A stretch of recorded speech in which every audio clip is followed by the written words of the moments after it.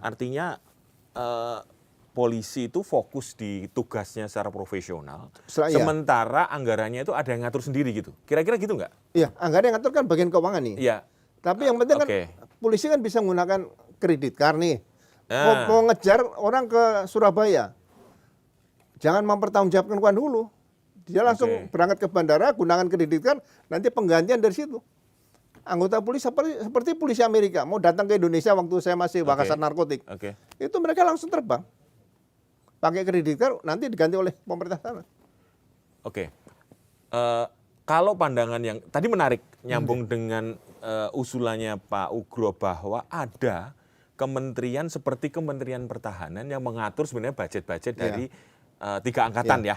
Apakah ini juga bisa menjawab tantangan bahwa budget ini sudah pas atau belum gitu? Misalnya Kementerian Dalam Negeri tadi ya, Kementerian Keamanan Dalam Negeri. Keamanan publik lah. Keamanan publik. Itu yang ngatur semuanya gitu Kak. Jadi tidak ada kepolisian itu ngatur sendiri dari anggarannya sendiri gitu kan. Kira-kira gitu nggak Pak? Ya, check and balance saja. Nah itu maksudnya. Jadi di situ nanti anggaran berapa dilaksanakan oleh Polri. Jadi kalau kita melihat beban asisten perencanaan dan anggaran itu di Polri cukup berat sekarang. Nah, iya. Tapi kalau ada dirjen, misalnya yang ngatur ya, dirjen strategi Kamtipmas. Iya. Dirjen anggaran di situ ada kan ini membuat ringan. Tugasnya dari perencanaan. Asrena tadi kan iya. Tapi bukan membawai loh, yang jadi permasalahan kan membawai tadi ini, penyakitnya di situ. Iya. Karena kata membawa itu sensitif ya Pak ya? Sensitif sekali. Ini posisinya sama. Iya, oke. Ini kemudian yang jadi pertanyaan terkait itu ada membawai semua. Tapi kan kemudian yang sering, kalau Pak Ugro tadi mencontohkan, polisi dari Amerika bisa terbang dengan dia menggunakan kartunya sendiri, kartu kredit cardnya sendiri, kemudian terbang ke Indonesia, tangkap orang-orang yang dia cari, kemudian setelah pulang baru dipertanggungjawabkan semua. Tapi kan ada budaya yang sangat melekat sekali di masyarakat kita. Markup. Bagaimana mengatasi hal yang seperti ini Pak Ugro? Ini kan selalu ditakutkan. Sehingga tadi yang pertanyaan Mas Pung, anggaran Polri ini terlalu besar dibandingkan kementerian. Sehingga nilainya pun kerja nggak jelas gitu akhirnya. Jadi begini, saya juga pernah tugas United Nations ya, pasukan perdamaian PBB ya. Itu kita mau markup pemakaian BBM nggak bisa. Kita mau ngisi BBM dimanapun kita bertugas, diisi saja. Bikin weekly report, laporan mingguan. Weekly report itu nanti setiap 1 minggu kita akan ada rumusnya ketemu. Mobil yang saya bawa ini 1 liter untuk 7 kilo. Kalau Toyota Land Cruiser waktu itu. Kalau itu nanti 1 liter untuk 5 kilo, masuk bengkel dicek. Begitu di bengkel, oh ternyata nggak benar 117. Nah itu diperiksa propam. Ini kok kenapa bisa 15? Rumus yang salah atau ada potensi membuang kencing di jalan gitu. Tapi buat apa? Kalau kita udah tertib, bensin dipenuhi, anggota nggak mau macam-macam. Nah seperti itu. Jadi kita belajar dari dunia luar bahwa mau tertib tuh harus pakai rumus seperti itu, nggak bisa korupsi. Jadi sistemnya tidak memungkinkan untuk bisa markup main-main itu ya Pak ya?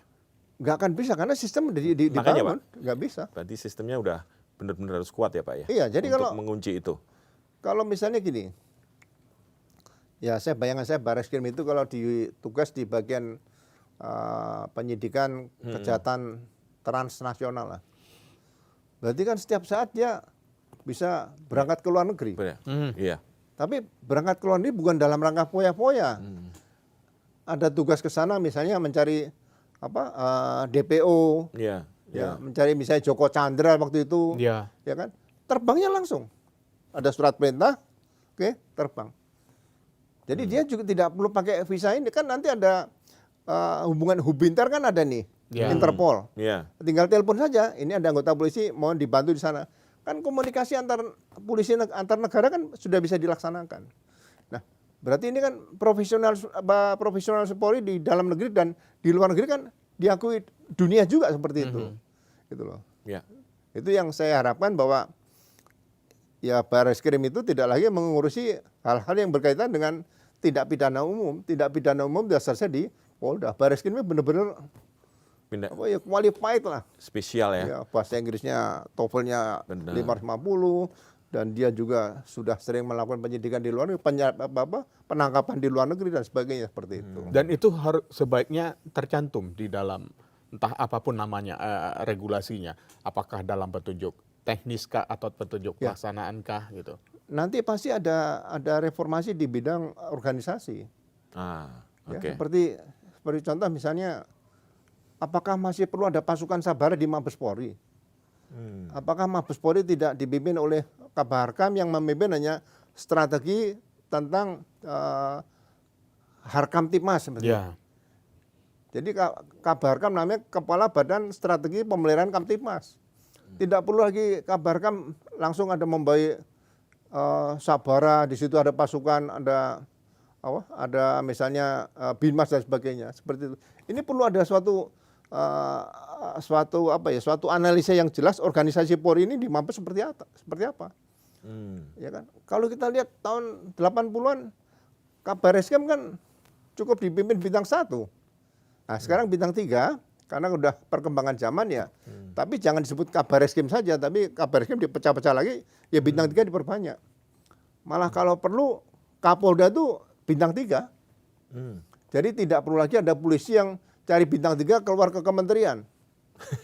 Ya bagi saya yang sehingga itu karir path-nya lebih jelas di internal ya Pak. Iya, piramida kepangkatan di situ. Jadi kalau Kapolda semuanya bintang 3, Gubernur Akpol bintang 3, Kepala Badan Penelitian dan Pengembangan Litbang bintang 3. Mana lagi terserah. Ya, kasihkan bintang 3. Sehingga kalau mencari calon Kapolri nanti ada bintang 3 yang memang promosi masuk ke situ, ada juga yang sudah pemantapan. Nah, seperti dulu ada Kapolda tipe A, tipe B, malah ada tipe C dulu. Ya. Nah, ini sama nanti. Sekarang kan hanya 3 A dan B. Jadi ada bintang 3 tua, ada bintang 3 muda kan gitu kira-kira gitu. Iya. Jadi pada saat pemilihan Wakapolri nanti atau calon Kapolri lebih mudah. Yang punya prestasi kan? Ya. Iya. Dulu tahun 86 ya. Itu memilih Kapolri Pak Panglima beliau itu Pak Benny Murdani. Itu semuanya diambil dari PTK Angkatan 7. 7 orang. Begitu dilihat yang potensial Pak Sanusi waktu itu, dipanggil semuanya. Pak Benny Murdani di Solo waktu itu, atau di Jogja saya lupa. Sampaikan, ini yang ditunjuk jadi Kapolri nanti kawanmu semua namanya Sanusi. Ya. Yang lain dukung. Udah selesai. Oke. Gitu loh. Dan itu memang ya kalau dibilang urut kacang ya kan. Ya. PTK 7 kemudian diganti PTK 9. 8 nggak kebagian karena mepet usianya. Jadi jangan diberi habis 7 8. Pas 7 pasti 9. Dan nggak mungkin ke 10 atau 11. Ini masih jauh. Iya. Masih ada kesempatan dan yang diberikan ada PTK 9. Nah, hal-hal seperti ini itu menjadi normal. Jadi ya presiden itu harusnya percaya bahwa calon-calon Kapolri itu yang memilih adalah Mabes Polri sendiri sesuai ketentuan. Nah, nanti presiden minta pertimbangan sama misalnya Kompolnas, PPATK, KPK, mungkin ada perwira tinggi senior lainnya. Ini kira-kira usulan Mabes Polri untuk calon Kapolri cocok nggak? Kalau udah cocok ya udah tentukan seperti itu aja. Setelah ditentukan cocok atau enggaknya, perlukah fit and proper test di DPR itu? Nah, itu karena ini yang- kan menjadi proses politik, Ya, sehingga ada Masuk tekanan lagi politik unsur lain. kemudian yang ya. muncul. Bagi saya itu kan bunga-bunga reformasi seolah-olah akhirnya ya utang budi, utang jasa di situ. Menurut saya zaman perlu. Pak Anton Sujarwo dulu juga nggak ada lewat fit and proper, juga beliau berprestasi jadi Kapolri. Pak Sanusi juga nggak ada. Pak Waludin apalagi nggak ada yang berani milih Pak Waludin waktu itu kan, seperti itu. Jadi ya pertimbangannya kalau bisa tidak perlu fit and proper lebih bagus menurut saya. Biar tidak ada beban lah. Tidak ada beban politik ya, Iya. Pak Ugro ya. Jadi percayakan pada organisasi Polri yang sudah ditata rapi tadi ya Pak ya? Nah, terus yang satu lagi, orang kadang-kadang lupa pasal 3 Undang-Undang Kepolisian. Polisi harus sering membaca itu karena sebagai penanggung jawab fungsi pemerintah di bidang kepolisian tadi, Ya. polisi itu sebenarnya tidak sendiri. Polisi itu dibantu oleh kepolisian khusus, penyidik pegawai negeri sipil, dan Pamswakarsa. Ya. Sekarang seperti undang-undang, mohon maaf loh saya katakan, undang-undang IT itu sebenarnya kenapa nggak cukup PPNS-nya Komdigi. Hmm. Kalau ada ujaran kebencian sana di daerah Ya. Blora misalnya, Iya, iya. kampungnya Pak Menteri siapa? Imigrasi dan Pemasarakatan tuh Pak Agus tuh kan. Oh Cukup iya, iya. ditangani oleh PPNS di kabupaten situ aja, ngapain lo tarik ke Mabes Polri misalnya seperti itu. Iya, iya. Ya kan. Kemudian yang satu masalah pertanahan. Pertanahan kan ada BPN. Iya. Dan ada PPNS juga. PPNS BPN. Kalau nanti BPN. PPNS BPN atau pejabat BPN yang melanggar undang-undang pidana umum baru ditangani oleh aparat kepolisian. Sekarang tari-tarian begitu ada masalah, BPN bilang nunggu penyidikan polisi. Polisi nanti minta ahli ya. BPN jadikan staf ahli nggak pernah kerja di BPN, hanya memberikan keterangan di polisi tiap hari kan capek. Akhirnya masalah tanah tidak akan pernah selesai seperti itu.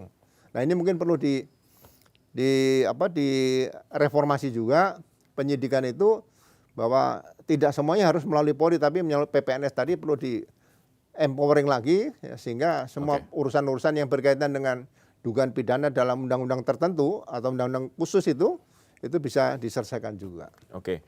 Kayaknya banyak yang tugasnya komite reformasi ini. Dan sangat kompleks Dan ternyata. kompleks. Memang harus. Nah, tapi kan kita tidak bisa publik ya, masyarakat ya. Justru ini kan juga tidak bisa berlama-lama, Pak. Terhadap kinerjanya reformasi Polri ini betul-betul jadi perhatian ya, terutama teman-teman yang kemarin turun di Agustus ya, yang salah satunya adalah itu. Kira-kira batas waktunya berapa nih kira-kira untuk komite reformasi untuk bekerja? Sampai akhirnya dia menyampaikan rekomendasi kepada Presiden yang seperti disampaikan Presiden. Saya rasa kalau paralel kan Kapolri ada di situ ya. Iya.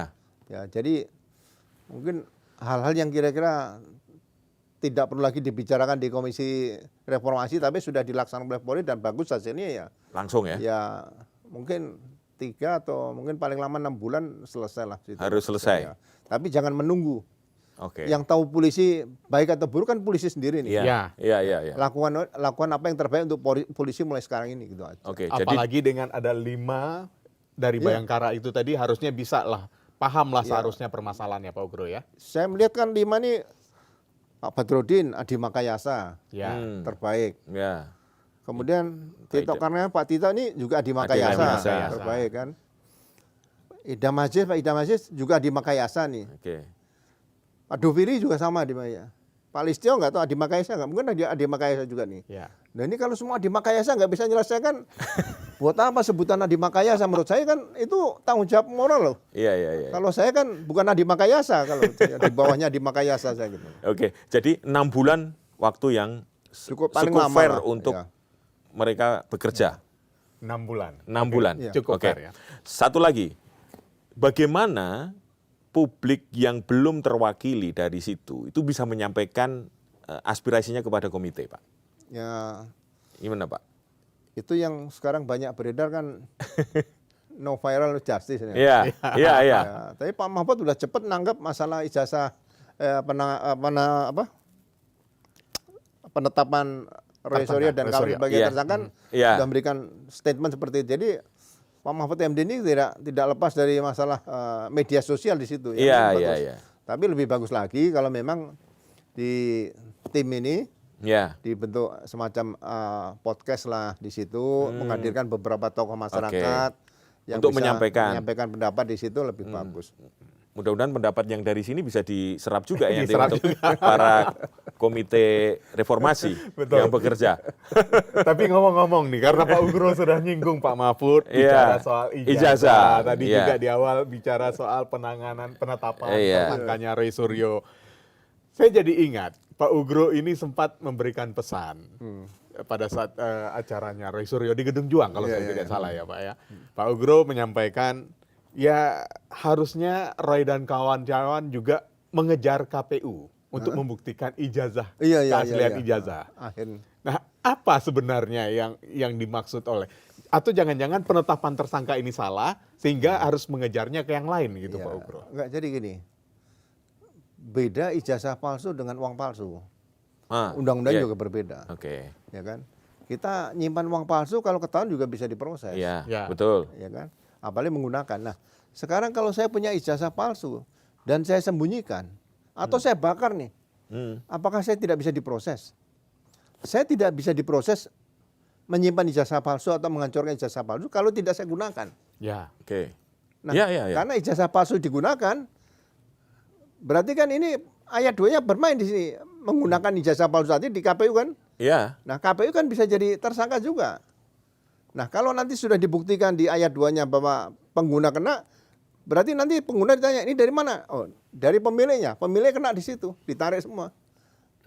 Jadi kalau sekarang, contoh lah kan misalnya ijazah itu yang pemilik Pak Jokowi misalnya, udah saya bakar aja. Apakah itu menyelesaikan masalah? Belum. Karena sudah digunakan di KPU gitu loh. Nah, ini beratnya situ. Artinya 2 KPU itu harus diperiksa juga ya? Diperiksa, KPU Solo, Jakarta dan pusat. Jakarta dan 3 ya Ada berarti 3. ya? Iya. Karena itu ada aspek penggunaan Penggunaan di situ. untuk konsultasi pejabat publik. Betul. Jadi harusnya KPU itu sebagai Iya. penyelenggara untuk pemilihan kepala daerah, Iya. calon anggota legislatif dan presiden, atau kepala daerah tadi ya diteliti sebenar-benarnya bagaimana ijazah. Jangan dianggap, wah ini calon presiden, cukup sini fotokopi ya, nggak bisa, Pak. Gitu loh. Mungkin dibutuhkan anggota intelijen di situ yang bisa mencari informasi seperti itu kan. Andai kan, jadi gini, andai kan nanti terbukti palsu, itu berarti yang harus diadili pertama adalah KPU dong, Pak?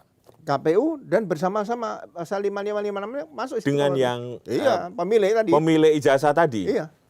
Yang menyerahkan tadi, kemudian yang menggunakan untuk syarat administrasi, kan kena semuanya itu. Jadi bukan yang mempersoalkan ya? Bukan. Yang mempertanyakan? Mempertanyakan nggak kena. Itu kan ya sebagai masukan ya. Contoh misalnya banyak orang nyalon bupati setelah jadi lawannya mengatakan ijazah palsu. Iya.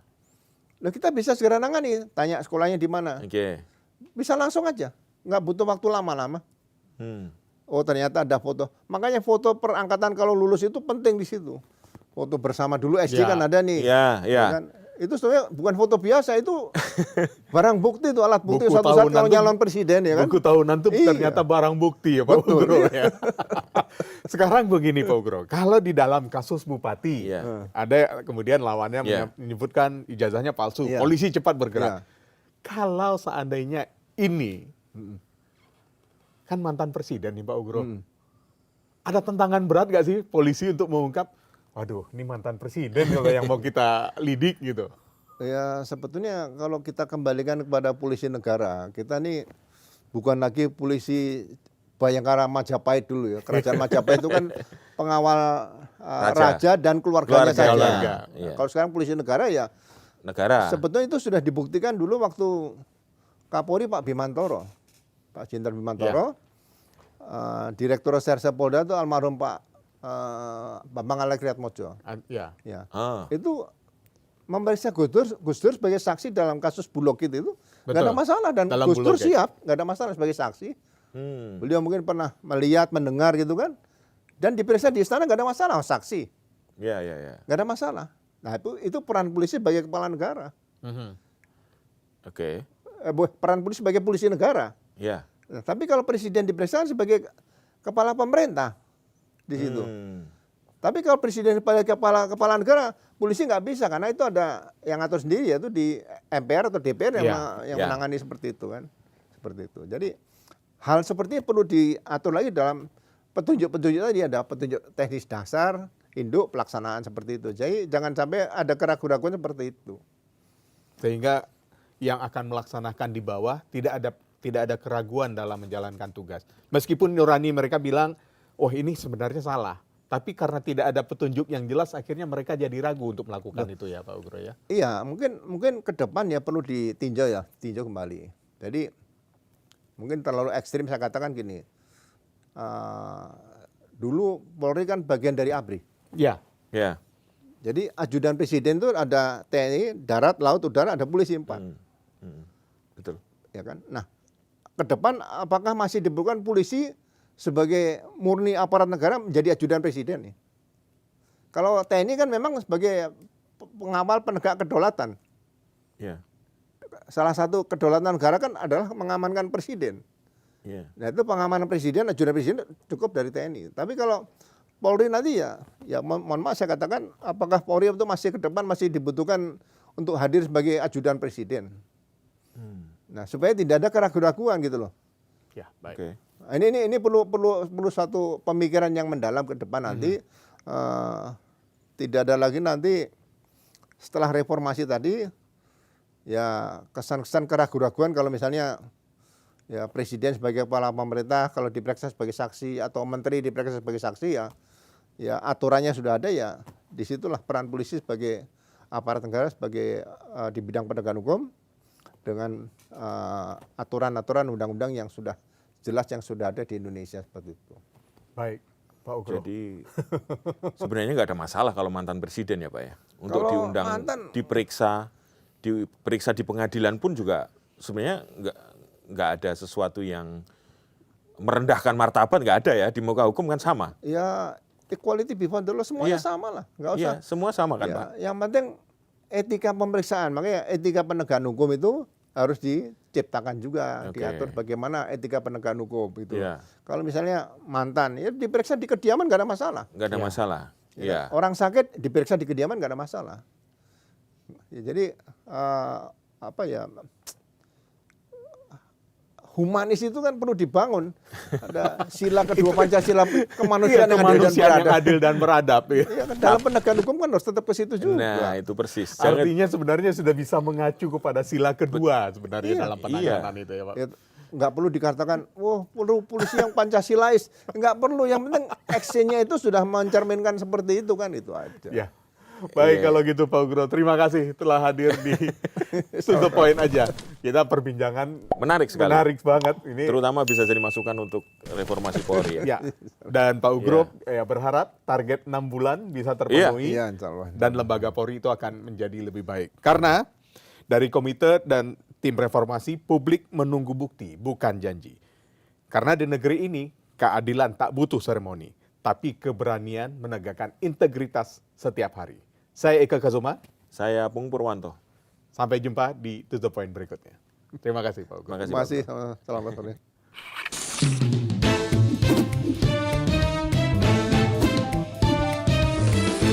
To the point aja.